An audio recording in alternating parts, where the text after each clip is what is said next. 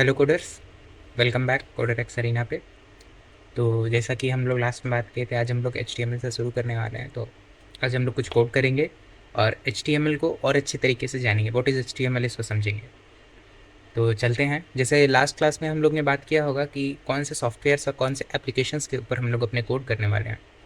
तो आज स्पेसिफिकली बात करते हैं HTML के लिए। तो HTML के लिए अगर आप कोई स्पेसिफिक चीज़ खोज रहे हैं, स्पेसिफिक सॉफ्टवेयर खोज रहे हैं या स्पेसिफिक लिंक खोज रहे हैं जहाँ पे आप HTML के ही कोड को रन कर सकते हैं, और बहुत सारे कोड रन हो सकते हैं, बट वहाँ पे सिर्फ HTML एडिटर्स बोला जाता है उन्हें। तो अगर वैसे एडिटर्स खोज रहे हैं तो उसके लिए मैं आपको दो ऐसे एडिटर्स बताने वाला हूँ जो HTML को लेके बहुत ज़्यादा स्पेसिफिक हैं और अच्छे टूल्स मिल जाते हैं वहाँ पे प्रोफेशनल्स के लिए, जो लोग अपने रिज्यूमे के अंदर अच्छे अच्छे कंटेंट्स डालना चाह रहे हैं, कुछ सॉफ्टवेयर को इंटीग्रेट करना चाह रहे हैं अगर अपने कोड के अंदर HTML के। तो उनके लिए ये दो सॉफ्टवेयर बहुत अच्छे हो सकते हैं, बहुत बेहतरीन हो सकते हैं। ऑनलाइन अवेलेबल होते हैं, कुछ सब्सक्रिप्शंस पे भी आते हैं और कुछ फ्री भी होते हैं। जैसे फ्रोवाला, फ्रोवाला नाम का एक एडिटर है। ये एडिटर HTML के लिए आपको फ्री मिल जाएगा। आप इसको परचेज भी कर सकते हैं। इसके अंदर बहुत सारी सिस्टम्स ऐसी होती हैं जो सब्सक्रिप्शंस लेने के बाद आपको बहुत अच्छे से हेल्प करती हैं। टूल्स होती हैं जो आपको सब्सक्रिप्शन लेने के बाद ही दिखते हैं, बट आप इसको फ्रीली भी यूज़ कर सकते हैं ऑनलाइन। तो HTML के लिए ये फ्रोवाला एक अच्छा सॉफ्टवेयर है। और प्रोफेशनल्स के लिए मैं बोलूँगा ये सब चीज़ें यूज़ करें, जो अगर बहुत ज़्यादा प्रोफेशनल्स कोड करने वाले हैं उनके लिए। फ्रोवाला हो गया और अल्ट्रा एडिट हो गया। अल्ट्रा एडिट भी प्रोफेशनल्स के लिए है। इसके अंदर बहुत सारी फीचर्स मिलेंगी, आप इसमें बहुत सारी चीज़ इंटीग्रेट कर सकते हैं अपने HTML कोड के अंदर। और ये ग्लोबली ट्रस्टेड है, क्योंकि ये वाली चीज़ से ही लोग लार्ज फाइल्स बनाया करते हैं, ज़्यादा डेटा रेंडर करते हैं। जो भी सर्वर्स होती हैं उन सर्वर्स के ऊपर जितने भी मैक्सिमम डेटा रेंडर होते हैं वो अल्ट्रा एडिट और फ्रोवाला के थ्रू होते हैं। हाँ, मोस्टली जब प्रोजेक्ट्स आप बनाते हैं, बहुत बड़े बड़े प्रोजेक्ट्स बनाते हैं, तो वो बड़े प्रोजेक्ट्स आपके सिर्फ HTML या कोई एक स्पेसिफिक लैंग्वेज के ऊपर नहीं होती। वो बहुत सारे लैंग्वेजेस को एक साथ मर्ज करके की जाती हैं, जिसकी वजह से हम लोग कुछ टेक्स्ट एडिटर को यूज़ करते हैं, कोड कोड रनर को यूज़ करते हैं, कंपाइलर को यूज़ करते हैं। जो कंपाइलर बहुत सारी लैंग्वेज, मल्टी लैंग्वेज को एक साथ रेंडर कर सके, ब्राउज़र के ऊपर एक साथ सेंड कर सके। वही हम लोग बात किए थे लास्ट में कि हम लोग एक ऐसे ही सॉफ्टवेयर को यूज़ करने वाले हैं जिसे मैं रिकमेंड कर रहा हूँ, और आगे हम लोग उसी के ऊपर काम करने वाले हैं। वो था VS कोड। मैंने आपको इंस्टॉल करने के प्रोसेस आपको लास्ट वीडियो में बता दिया है, तो जिन्होंने नहीं देखा है वो लास्ट वीडियो देखिए। और आज हम लोग VS कोड से ही शुरू करने वाले हैं। VS कोड के ऊपर ही हम लोग आज कोड करने वाले हैं। तो व्हाट इज़ HTML? HTML का बेसिकली फुल फॉर्म होता है hyper text markup language. Hyper text markup language ये एक ऐसा लैंग्वेज है जो कि आपकी वेबसाइट को, वेब पेज को एक लेआउट देता है, डिज़ाइन नहीं देता है, लेआउट देता है।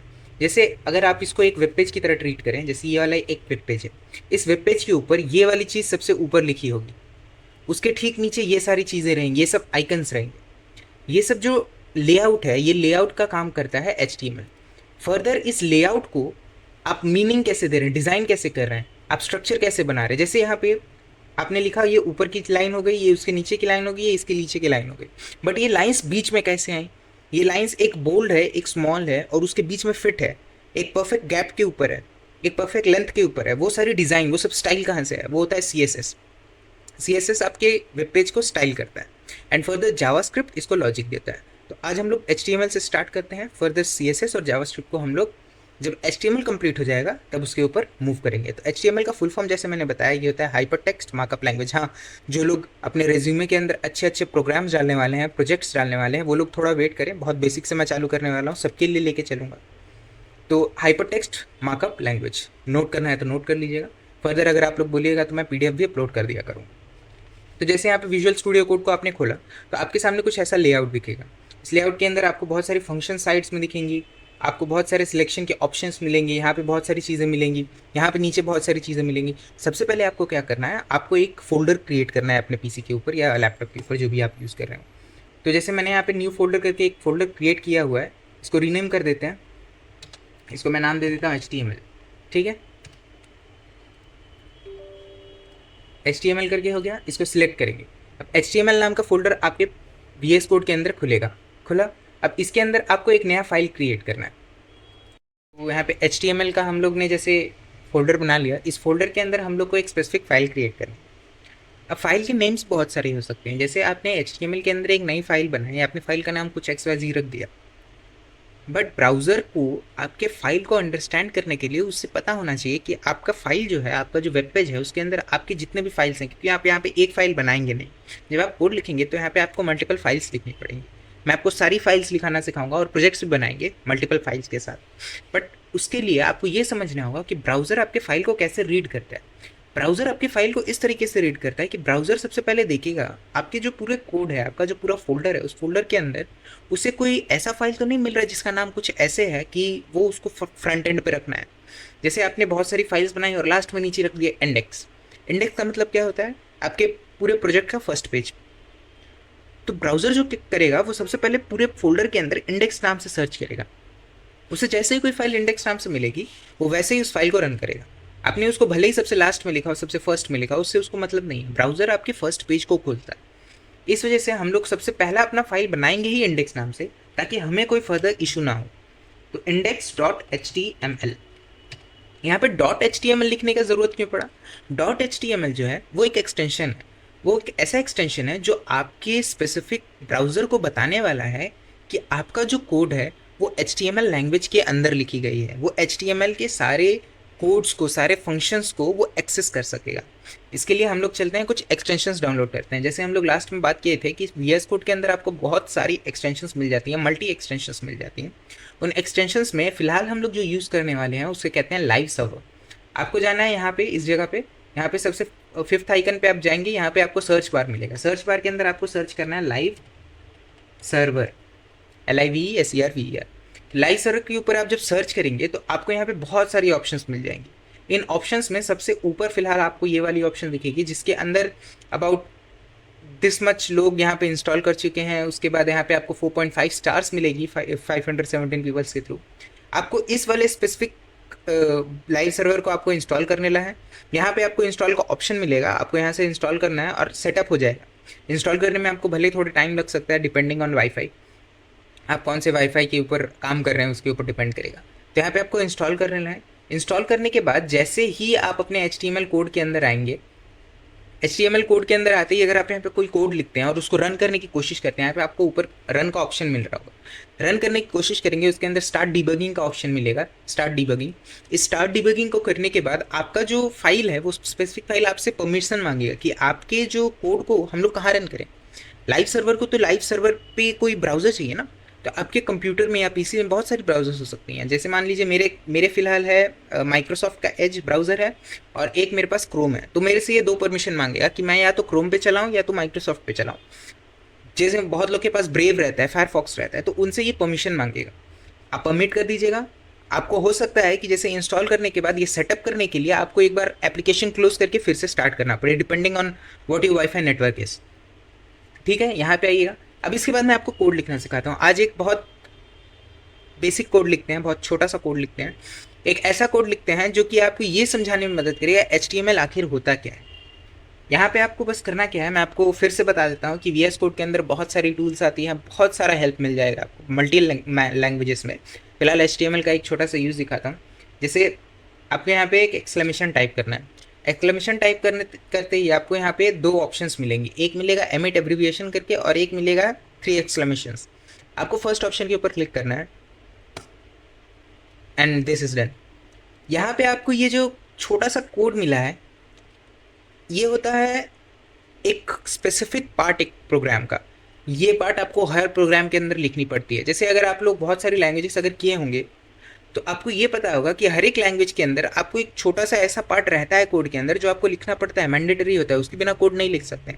HTML के लिए वो पार्ट ये है, आपको ये पार्ट HTML के हर एक प्रोग्राम के अंदर लिखना पड़ेगा।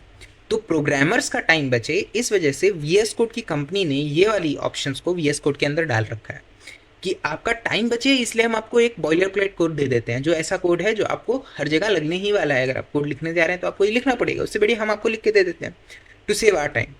तो ये बहुत अच्छा चीज़ है जो VS कोड के अंदर अवेलेबल है, इसलिए मैं सजेस्ट करता था कि VS कोड यूज़ कीजिए, बहुत अच्छा एप्लीकेशन है इसके अंदर। चलिए आगे बात करते हैं। अब इसके अंदर कुछ लिख के दिखाते हैं। इन सब चीज़ों का मतलब मैं आपको ठीक से समझाऊंगा। आपको यहाँ पे आना है बॉडी के अंदर। बॉडी के अंदर आने के बाद आपको लिखना है H and then you have to type, जैसे हेलो वर्ल्ड सब लिखते हैं हम लोग, कुछ अलग लिखते हैं, हे हाउ आर यू। ठीक है, लिखे? लिखने के बाद आपको बस यहाँ पे गो लाइव के ऊपर जाना है। अगर आपका लाइव सर्वर डाउनलोड हो गया है, आपने उसको सेटअप कर लिया है, तो आपको यहाँ पे एक सबसे एंड में एक ऑप्शन दिखेगा सबसे नीचे राइट साइड, गो लाइव करके, इसके ऊपर आप क्लिक करेंगे और आपका ये जो स्पेसिफिक चीज़ है ये आपका सर्वर के ऊपर रन कर जाएगा। देखिए ये आपका वेबसाइट हो गया, आपका वेबसाइट रेडी है। आपके वेबसाइट के ऊपर आपने प्रिंट कर दिया help hey how are you. आपके वेबसाइट का नाम है डॉक्यूमेंट, आप वेबसाइट का नाम चेंज कर सकते हैं। जैसे यहाँ पे टाइटल दिख रहा है ना डॉक्यूमेंट, तो यहाँ पे मैं लिख देता हूँ माई फर्स्ट वेब पेज। ठीक है, तो आपका वेब पेज का नाम चेंज हो गया। आपको फिर यहाँ पे पोर्ट पे या जाना है अगर आप इसको बंद करना चाहते हैं, नहीं तो आप इसको डायरेक्टली यहाँ पे सेव कीजिएगा। आपको यहाँ पे फाइल पे जाना है, आपको इसको सेव करना है। सेव होते ही आप वापस क्रोम के ऊपर जाइएगा, इसको रिलोड कीजिएगा, आपका वेब पेज तैयार होगी। देखिए माई फर्स्ट वेब पेज। ठीक है, आप इसको वाइस वर्सा साइड में भी चला सकते हैं। जैसे मैं आपको ये साइड में चला के दिखा देता हूँ, तो ये साइड में चल रही है। जैसे आप यहाँ पे आप उसको कुछ चेंज कीजिए,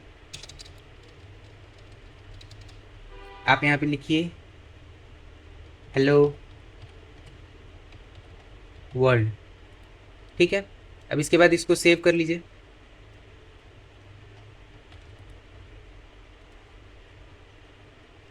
इसको सेव करने के बाद आप यहाँ पे जब रन करेंगे तो इसके ऊपर आपकी ये जो चीज़ है ये चेंज हो जाएगी। जैसे मैं आपको दिखा देता हूँ, फाइल सेव, सेव हो गया, चेंज हो गई। मतलब आप समझ रहे हैं, आप यहाँ पे कोड लिखेंगे और वाइस वर्सा आपका वेब पेज आपको आउटपुट्स देता रहेगा। कौन सा आउटपुट कौन से कोड के ऊपर डिपेंड कर रहा है, कहाँ पे आपने क्या चेंज किया है, वो आपके सर्वर के ऊपर तुरंत दिखाई देगा। अब जैसे लास्ट में हम लोग बात किए थे कि हम लोग एक पेज को इंस्पेक्ट कर सकते हैं, उसके सोर्स कोड को पढ़ सकते हैं। तो चलिए अभी हम लोग जो पेज बनाए इसके ऊपर सोर्स कोड को हम लोग देखा जाए। तो ये हम लोग का वेब पेज हुआ, इस वेब पेज के सोर्स कोड को देखते हैं। यहाँ पे आपको राइट क्लिक करना है और यहाँ पे व्यू पेज सोर्स के ऊपर जाना है। व्यू पेज सोर्स के ऊपर जाते ही यहाँ पे आपको पेज सोर्स मिल जाएंगी। इन पेज सोर्स को ही कहते हैं, ये आपका कोड हो गया, ये आपका बेसिक डेटा हो गया जो आपने इस ब्राउज़र को ऊपर दिया है। इसके बाहर आइएगा तो आपको वेब पेज का इंस्पेक्ट करने से आपको पार्ट मिल जाएगा कि वेब पेज के अंदर कौन सा पार्ट आपने कहाँ से लिखा है। जैसे इसको मैं नीचे करूँ, देखिए यहाँ पे इसको आप क्लिक करेंगे बॉडी के अंदर, तो बॉडी के अंदर आपको स्पेसिफिकली दिख रहा है आपका हेलो वर्ल्ड। आपने यही लिखा था ना हेलो वर्ल्ड, इसके अंदर बॉडी के अंदर आपको मिल जाएगा। हेड के अंदर आइएगा, माई फर्स्ट वेब पेज यहाँ पे आपको रेंडर करता हुआ दिख रहा है। तो समझ रहे हैं आपका कोड कैसे रन करता है आपके ब्राउज़र के ऊपर।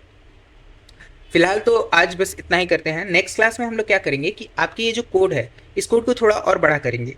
हम लोग कुछ और टर्म्स इंट्रोड्यूस करेंगे, कुछ टैग्स यूज़ करेंगे। नेक्स्ट में हम लोग कुछ लिंक्स भी यूज़ करेंगे, रीडायरेक्ट करने का ऑप्शन भी यूज़ करेंगे। तो नेक्स्ट क्लास बहुत इंटरेस्टिंग होने वाला है, तो देखते हैं। और कितना देर का होता है मैं ये नहीं जानता, बस 10-15 मिनट का होगा अप्रॉक्सीमेशन के साथ। तो उस क्लास के अंदर हम लोग स्पेसिफिकली एक नया वेब पेज डिज़ाइन करेंगे और आपको एक प्रोजेक्ट दूंगा मैं बनाने के लिए। आप उस प्रोजेक्ट को खुद से ट्राई कीजिएगा, बनाइएगा। अगर कुछ डाउट होता रहेगा तो आप मुझे कमेंट कर दीजिएगा, मैं आपके कोड को, या आप अगर गिटहब पे हैं तो आप गिटहब पे मेरे को टेक्स्ट कर सकते हैं, मैं आपको नेक्स्ट में बता दूंगा कि मेरा गिटहब आईडी क्या है। ठीक है, तो तब तक के लिए स्टे ट्यून्ड और बने रहिए कोडरैक्स अनीरा के ऊपर।